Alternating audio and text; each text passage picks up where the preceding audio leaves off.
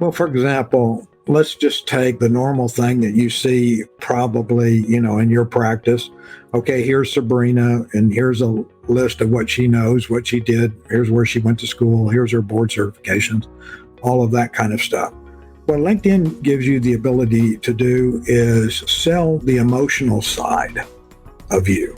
Okay, so what I just described was the IQ side of Sabrina, right? And so if we look at the difference between a resume and a LinkedIn profile, a resume is really a black and white photo. It's two-dimensional. And what a LinkedIn profile allows you to do, it's an oil portrait. And so when you do an oil portrait, it can be realistic, it can be romantic, it can be Baroque. So LinkedIn has all of these abilities for you to merchandise and say emotionally what you bring to the table. You may be looking to attract more patients to your clinic. You may be aspiring for a promotion in your existing healthcare organization. You may be discovering a new path to expand your own private practice. In any case, you need a rockstar professional profile. Joseph Frankie III talks about how you can tailor fit your LinkedIn profile to land the opportunity that you seek. Join us in this episode to learn the key elements in creating the best representation of yourself online.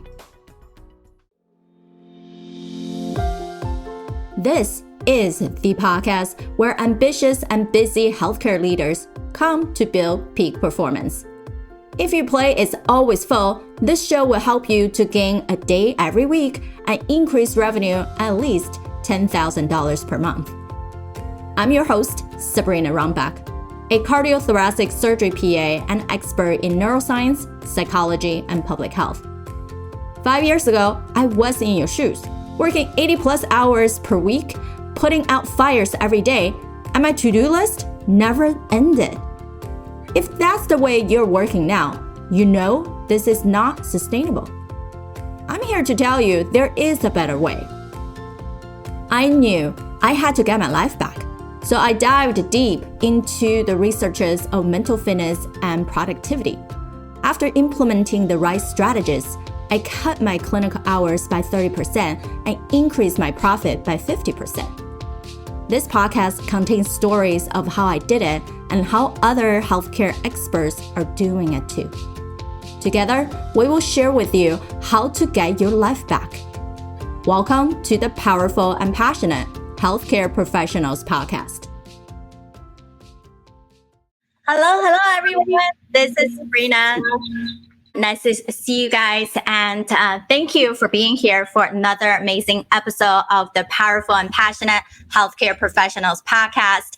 And today we have another exciting speaker here with us. He is Mr.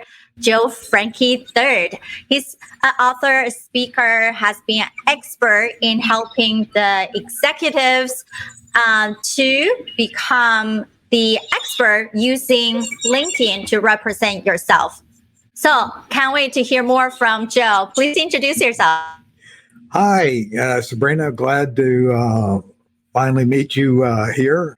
Sabrina's got a lot of great people going through, and I think we almost talked about 8 or 9 months ago, but it's good to be here.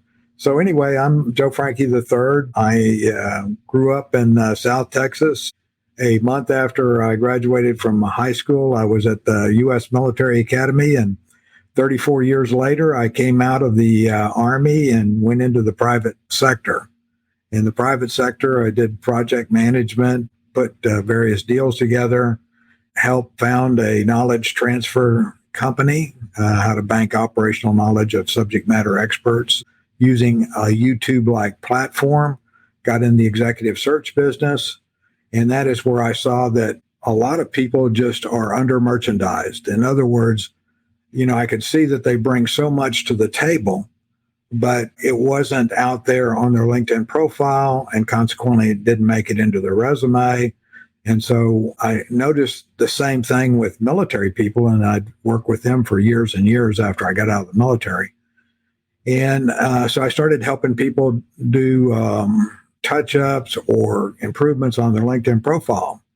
And then so the word got out and I started getting phone calls at night and early in the morning and that kind of stuff. And my wife finally said, either go back to your day job or find a way to make a business. And she said, by the way, I'm listening to you talk to these people and you sound like you're talking to officers and non-commissioned officers that you did your entire career in the military, just help them get from where they are to the next point, and so that's what I do most. I say the bulk of my work is I help 40 plus year olds figure out what's next. Which is amazing because people from military, they devoted so much of their life. And some of them, even one of my best friend's husband is in the Navy and he's looking for transition into become a commercial pilot. But due to COVID, then that need to put on a little hold, right? And then people start thinking about what else it could be. And one of my other friends who's had been living abroad for many years and now is coming back to the US is the same thing, right? Like, how do you step into another phase of the world, no longer in that structured military life? And then really the military life is very similar to, I would say, in healthcare in general, where Right. all our listeners in this platform is when you get to a certain level of leadership, certain level roles, and especially for those who are owning their own private practice in dental, chiro, medical, and you have a certain responsibility and people have to put themselves into a regimen. Otherwise, we get so disrupted and then can't really get anywhere, right? So as we are thinking about who we are to the outside world, LinkedIn is a great way to optimize that and to put ourselves into a place to really show people it doesn't matter if I'm in a place of transitioning or I'm someone who has great knowledge to share. I want people to look at my profile, just be so clear at it. And so how did you start figuring out what's the best practice for those people? So it depends on where you are in life, okay, and where you want to go. So I've ended up coaching and assisting 15-year-olds that are trying to get into extremely competitive high school, and they used a LinkedIn profile to take all the information that you would normally put on page after page after page of the forms you give you. Why not embed it in a LinkedIn profile, once for a number of things that are going to be used. Secondly, it's a good thing to get in the habit early because that is going to be at least the platform of choice for the foreseeable future because it's owned by Microsoft. It'll never be short any money to bring on a new idea. Right, exactly. And of course, many people who are listening to this are not in the beginning phase as they're building up, like the high schoolers, right? And there could be a few that are in transition of their career. They graduated or they've been working for a few years and they're ready for the next big leap, right? The next role, next jump. So how can these people, what are the things that they should be putting into their profile? Okay, so I always ask somebody before we start, I said, look, where are you now? Can you define that? And almost anybody can say, this is where I'm at right now. And then you ask them, where do you want to go? I mean, define the end state. What do you want to do? And so if they can define the end state, then there's a way to build a LinkedIn bridge to get them from where they're at to where they want to go. And so it requires some engineering. And for the most part, I'm just kind of a LinkedIn architect. They have to engineer because if I was going to help you, there's nobody that knows more about Sabrina than Sabrina. It's all about getting what Sabrina brings to the table that's important associated with what she wants to achieve, right? And that could go either way. So I have people that call and say, hey, Joe, I'm out of work. I'm looking to get, I got to get employed. Okay. There's people that are in work, right? They don't like what they're at. They know they want to do something else. And, they just want another opportunity. Some people want to change sectors.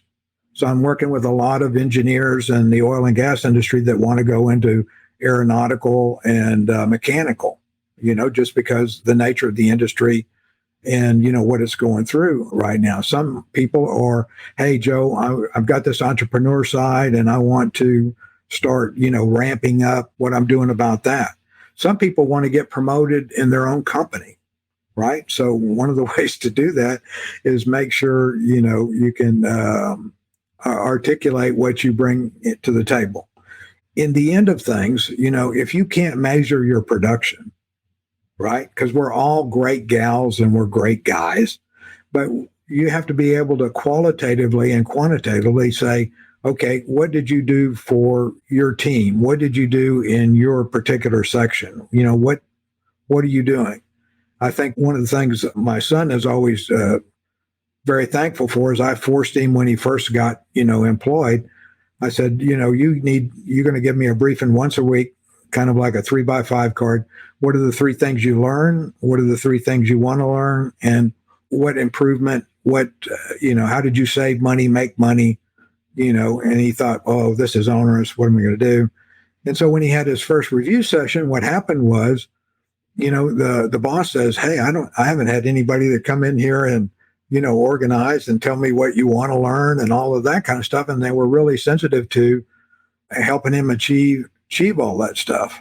Right. That's such a great point is if we already be so clear on the aim that we have, then it's easier for a mentor, a guide, a boss to help you get to that end point. And if we don't really know what is that thing that we wanted, then yes, we're going to be a little perfect machine, just cranking up the same thing over and over again. And then you wonder, how come my life feels stuck? How come I'm not getting anywhere? Because you haven't even know where you wanted to go yet. So great point. For people who are wanting to get promotion, what are the things that you did so well that already highlight your ability to get to the next phase and already know what the next role required of you? Absolutely. So you reverse engineer that for your profile. When people land on your profile, you already know.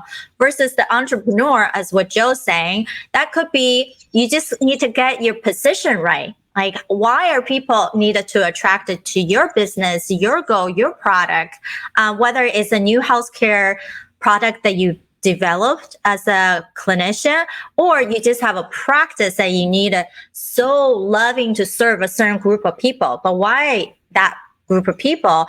What's the big result you're giving them? If that's not clear, then we just seem like another practitioner next door.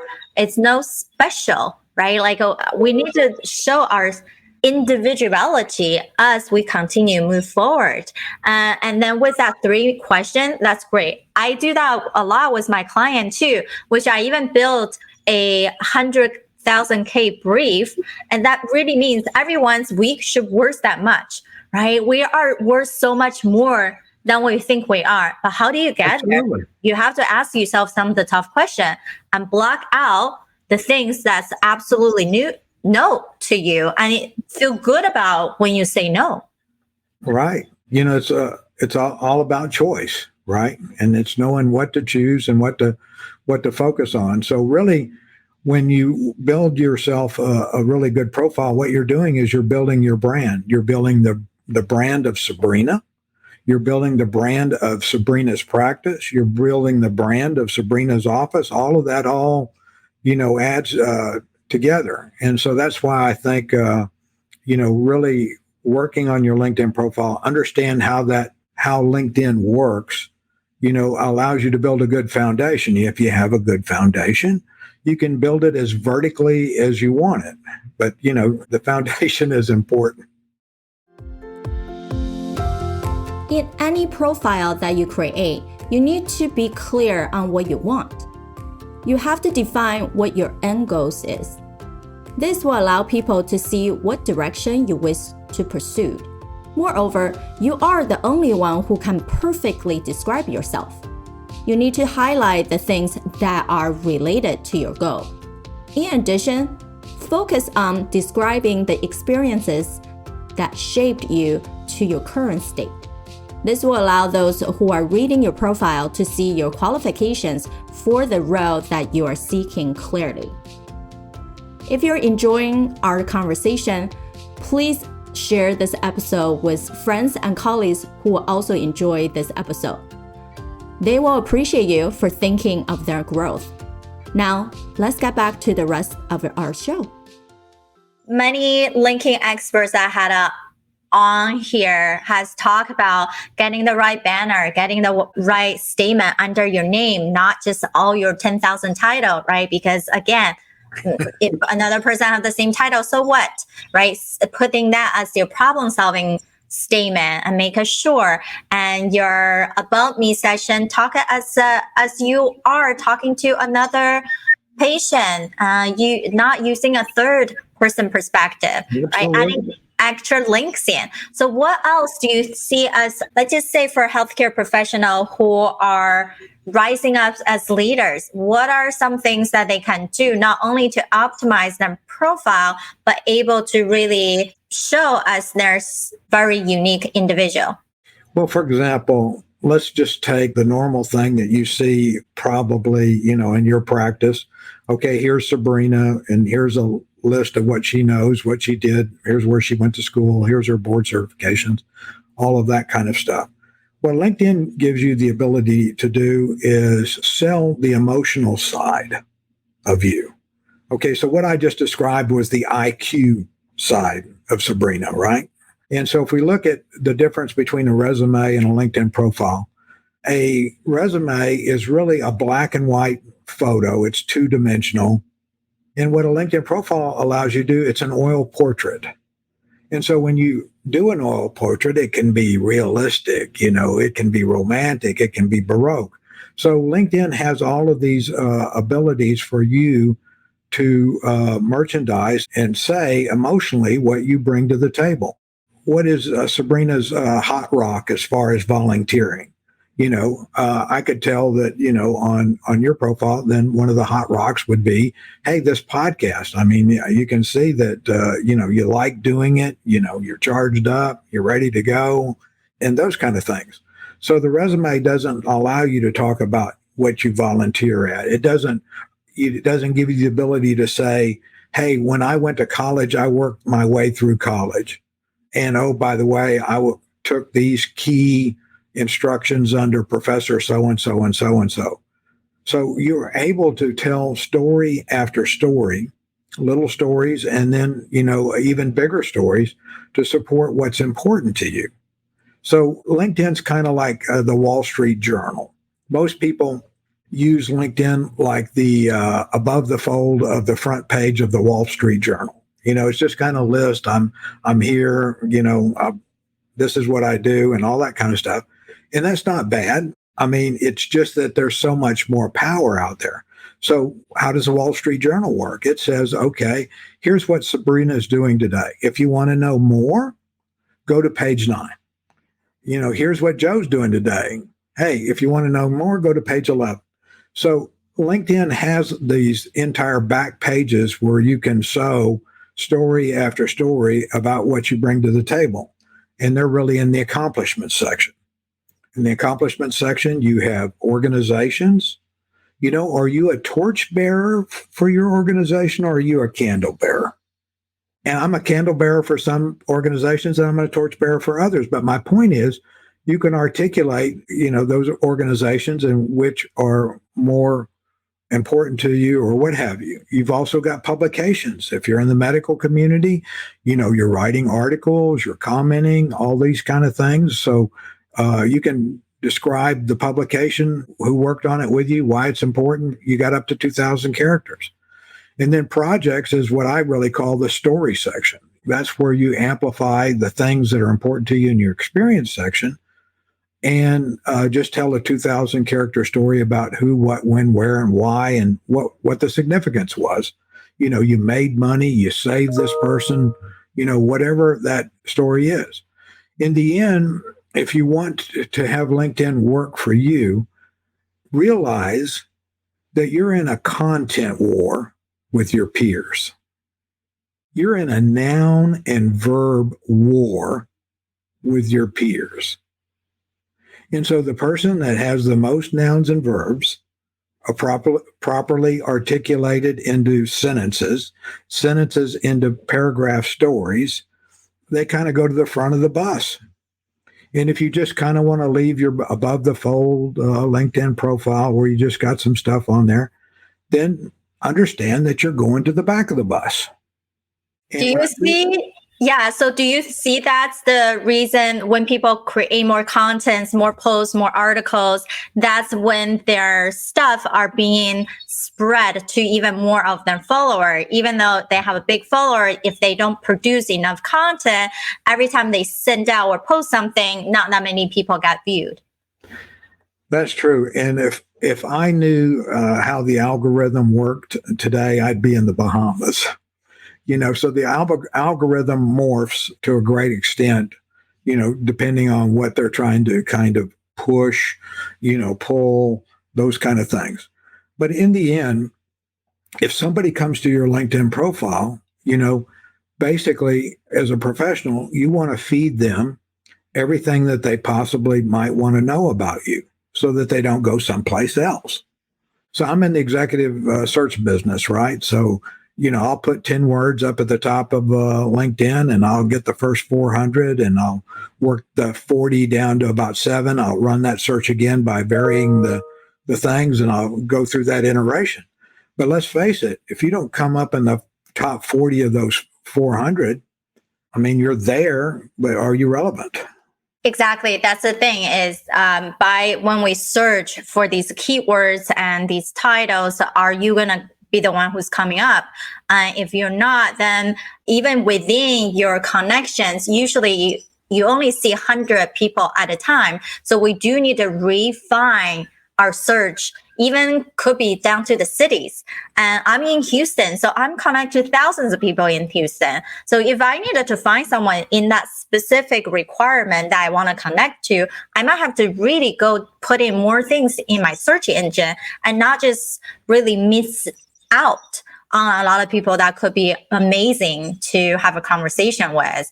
And at the end of the day, as what Joe is saying is, number one step is your profile. Number 2 is producing content. And we also know a lot of people don't really like to write and create things. But if you're a good speaker like me, I do lives. And now I have copywriters. I have a team to turn these into blogs, into little teasers.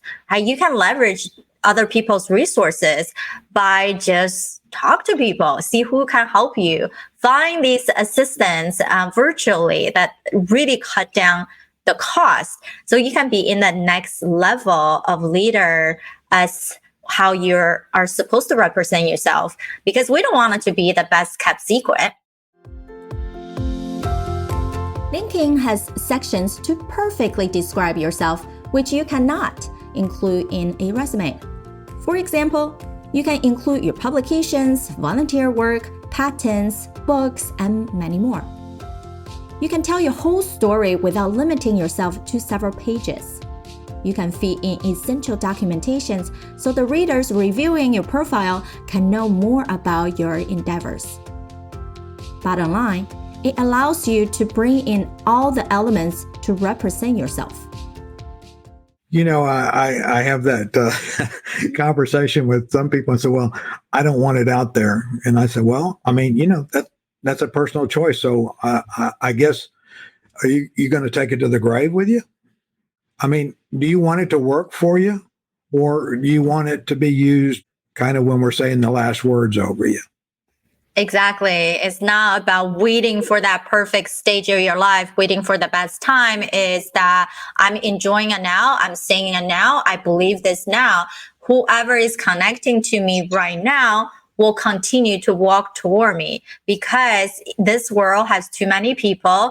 We are not meant to know everyone, help everyone, achieve everything. We're only meant to achieve the greatest at our top potential with specific things that make us an expert, that make us someone who can produce this impact. And it's hard to be an expert in everything. And that's why we're here, right? To summarize, you are selling yourself when you create a professional LinkedIn profile. You also want your readers to know that you have a clear direction and a goal. LinkedIn has sections where you can put supporting elements to your professional experiences. You want to attract more people, so it's only fitting to make it presentable. If you don't have the skills to make it attractive or simply don't have the time, you can hire specialists like Joseph to do it for you. There are also virtual assistants that you can take advantage of that are experts in creating professional content. And for all my speakers, Joe, we know that we ask the speakers to take a really quick life assessment. And Joe has great things that he pointed out. So as we're sharing this, Joe, what did you thought about when you took the assessment? I just thought, well, this is really interesting. It was kind of an introspective look, and I thought, well, is this worth my time? And it was, because you kind of get you think you know who you are, but the nice thing about assessments is they bring out the edges that you can't see. It's like looking at the back of your head. You need a mirror. That's awesome. So now looking at the result, anything surprising to you? Anything that you would do differently at your life right now? Yes, I'm going to try to be more open and try to learn more things. And I always tell people, because I end up dealing with people that, are retired that want to get back in the game. And they say, well, Joe, can you introduce me to some people? And I say, well, first you need a LinkedIn profile. And then they go, what's that? And we worked through that, and I had some pretty good luck with people getting back in the game. But what they did was they articulated what they were an expert in. This one individual was about 84 years old, and he wanted back in the game. But he was an expert at solving problems with ERP systems that interface with SAP. And this one company was just bleeding money, and had that problem, but once he put this in his profile, he got contacted, and he was upset because he got a contract as opposed to employment. And I said, hey, go over there, make them money, save them money, and all they care, a company cares about is if you're producing and bringing in over 5 times, what they're paying you, then, they're going to keep you forever. Exactly. So that goes by even the people who are, maybe you feel like you're needed to gain some type of freedom, step away from your own practice, or stepping away from that big hospital system, right? Corporate America that you've always been. What's the next phase that you're looking at? Then you can think about, how do I reboot, right? Putting a fresh paint for myself. Mm-hmm. And then LinkedIn is the first step, because it's a professional, organized social media. Instead of Facebook gets a little crazier with a lot of groups, and then the feed is also organized differently, right? I think also it's knowing where all your peoples are looking at. Maybe they are on Facebook, maybe they are all on LinkedIn, and maybe they are on Instagram, or maybe on Twitter. So knowing where these things are important.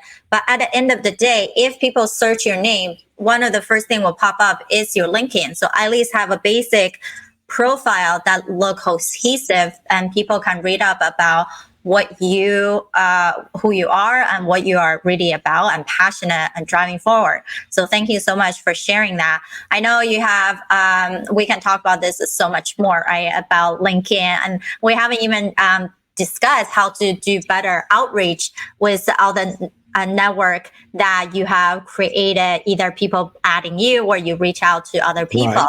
And that's a whole another topic on how we can elevate ourselves, use that platform. But for people who wanted to learn more about optimizing themselves, being the better executive or the better leader, entrepreneur, how would they find you?